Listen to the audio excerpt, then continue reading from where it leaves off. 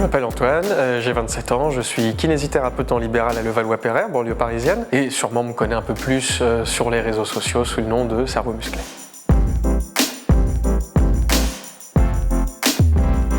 Elle a modifié de deux façons. La première façon, c'est que j'ai eu des patients Covid long, une nouvelle pathologie émergente dont on ne connaît pas grand-chose, et forcément, j'ai dû aller chercher la littérature, j'ai dû échanger avec des confrères pour essayer de comprendre et voir qu'est-ce qu'on pouvait faire pour ces patients. Pour les cas de rééducation plus classiques, si je puis dire, qu'on a d'habitude au cabinet, il y a toute une sphère d'angoisse, de dépression, etc. qui s'est mise en place, une atmosphère très lourde, et je dirais que ça a changé déjà la façon dont on doit écouter les gens, on doit les écouter davantage, on doit leur proposer des solutions différentes, donc peut-être mettre plus de fun dans nos séances.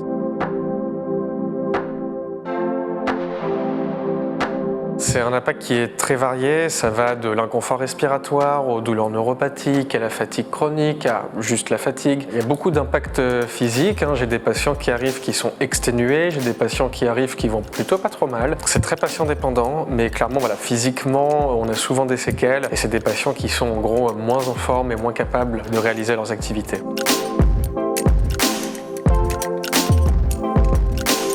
Pour eux, c'est une situation qui est très difficile parce que déjà, il y a eu, comme pour tout le monde, cette angoisse, Covid, etc.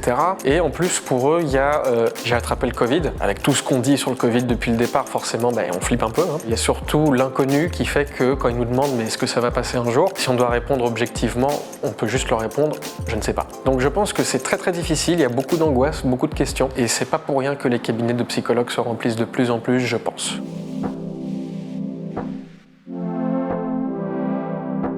On a intérêt à ne pas voir des individualités, donc d'un côté le kiné, d'un côté le médecin, etc. Mais de voir plutôt des équipes qui se forment, à l'instar des équipes hospitalières, où justement on va travailler ensemble, chacun avec son expertise.